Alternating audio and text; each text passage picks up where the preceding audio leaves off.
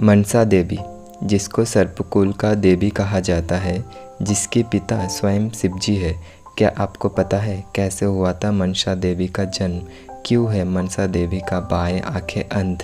शिवजी का पुत्री होने के बावजूद भी क्यों उसको बाएं हाथों से पूजा जाता है? ये वीडियो के माध्यम से हम जानेंगे शिवपुत्री मनसा देवी की कहानी। नमस्कार दर्शकों, हिंदू एपिक स्टोरी में आपका स्वागत है। माता पार्वती एक दिन एक फूलों के बगीचा के निर्माण करती है। वो बगीचा देखने के लिए जब शिवजी वहाँ आता है, तब उस बगीचा का सौंदर्य को देख के शिवजी का मन में कामुक भाव आता है और उसके एक बीज का बूंद कमल के एक फूल में जाके गिरता है। उस कमल के फूल से एक कन्या का जन्म होता है। शिवजी उसके पहले समंदर मंथन में हलाहल विष का पान किया था। इसी कारण वो बाल कन्या के शरीर में विष का बहुत प्रकोप था। विष का प्रकोप वो छोटे कन्या सहन नहीं कर पाएगा सोच के शिवजी उसको एक जवान लड़की में बदल देती है।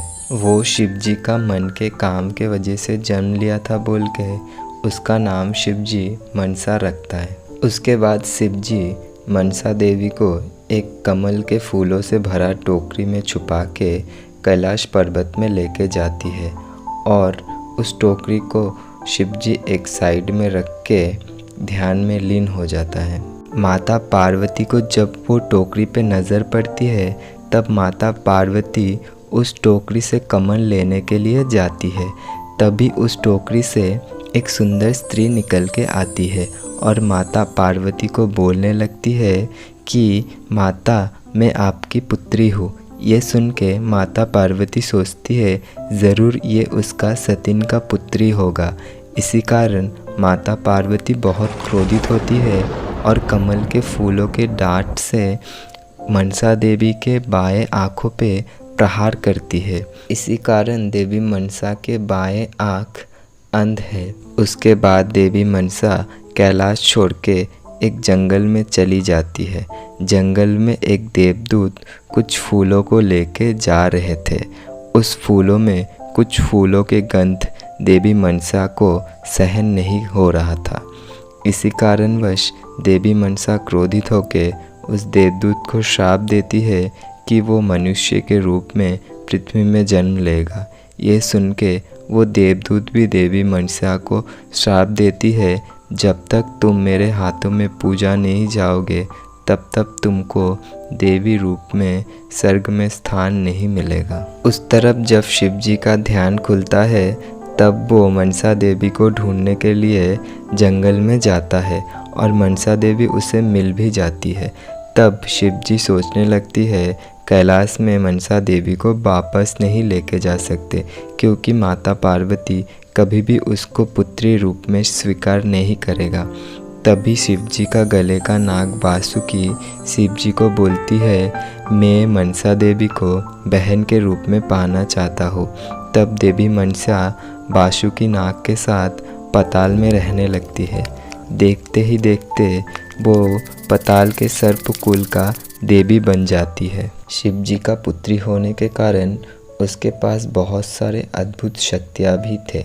उस शक्तियों के कारण उसके मन में अहंकार का जन्म होता है और वो देवी रूप में स्वर्ग में रहना चाहती है। वो चाहती है गणेश कार्तिकेय की तरह सब उसको भी शिवजी का संतान माने। यह बात जब मनसा देवी शिवजी को बोलती है, तब शिवजी मनसा देवी को बोलती है, पृथ्वी पर चांद सदागर नाम के एक मेरा भक्त रहता है। चांद सदागर वही थे जिसको देवी मनसा ने श्राप दिया था मनुष्य होके जन्म लेने के लिए। तुम उसके हाथों का पूजा लेके आओ, तब तुमको स्वर्ग में देवी माना जाएगा और तुम धरती पे देवी रूप में पूजे भी जाओगे। तब देवी मनसा पृथ्वी पे आती है और चांद सदागर के पास आके उसके हाथों का पूजा मांगती है, लेकिन चांद सदागर देवी मनसा को पूजा देने से साफ इनकार कर देती है और उसके साथ वो देवी मनसा को अंध पाताल की देवी बोल के अपमान भी करती है। यह सुन के देवी मनसा बहुत क्रोधित होती है और चांद सदागर को बोलती है, जब तक तुम मेरा पूजा नहीं करोगे तब तक मैं तुम्हारा वंश को आगे नहीं बढ़ने दूंगा। इसीलिए जब भी चांद सौदागर की पुत्रों की शादी होता है, सुहाग रात के दिन देवी मनसा उस पुत्रों को मार देती है। ऐसे करके चांद सौदागर की 7 पुत्रों की देवी मनसा हत्या कर देती है। उसके बाद 8वां पुत्रों के सुहाग रात के लिए चांद सौदागर बहुत सुरक्षा का इंतज़ाम करता है, लेकिन इस बार भी देवी मनसा चांद सौदागर की वो 8वां पुत्र लखिंदर का भी प्राण ले लेती है। लेकिन लखिंदर का पत्नी बहुला थी परम सती। वो प्रण लेती है वो अपना पति का जीवन लौटा के रहेगा, इसीलिए वो स्वर्ग के उद्देश्य से निकल पड़ती है। बहुत बाधा विपत्ति पार करने के बाद वो स्वर्ग तक पहुंच ही जाती है। स्वर्ग में जाने के बाद बहुला शिव जी का ध्यान करती है। शिव जी उसके ध्यान में संतुष्ट होकर बहुला को वर मांगने के लिए बोलता है। बहुला तब शिव जी के पास अपने पति का प्राण मांगता है। तब शिव जी बहुला को बोलता है उसके प्राण सिर्फ देवी मनसा ही लौटा सकती है। तब बहुला मनसा देवी के पास जाती है और उसके पास अपने पति का प्राण लौटाने के लिए बोलती है। बहुला थी परम सती और वो बहुत कष्ट करके स्वर्ग तक पहुंच गई थी। इसी कारण देवी मनसा उसके पति के प्राण लौटा देती है। पति जीवित हो गया देख के बहुला बहुत खुश होती है और वो देवी मनसा को वादा करती है पृथ्वी पे जाके वो अपना ससुर चांद सौदागर के हाथों से देवी मनसा का पूजा अवश्य करवाएगा। यह सुन के देवी मनसा बड़ा प्रसन्न होती है और लखिंदर के साथ साथ उसके 7 भाइयों को भी जीवित कर देता है। उसके बाद बहुला अपने पति और उसके 7 भाइयों को लेके पृथ्वी पर वापस आती है।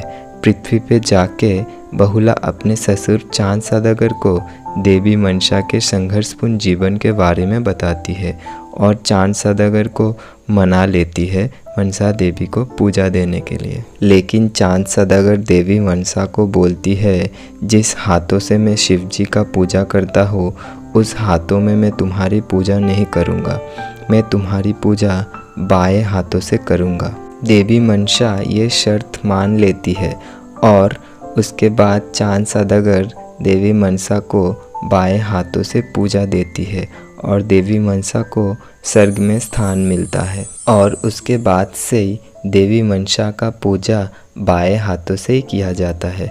देवी मनसा के पूजा ज़्यादातर उत्तर भारत और बांग्लादेश में किया जाता है, लेकिन हरिद्वार में भी देवी मनसा के एक भव्य मंदिर भी है। दक्षिण भारत में भी उसको नाग देवी के रूप में पूजा जाता है।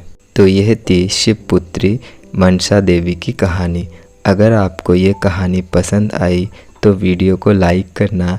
ऐसे ही हिंदू धर्म से जुड़ी वीडियो पाने के लिए चैनल को सब्सक्राइब करके साइड में बेल आइकन को भी प्रेस करना। धन्यवाद।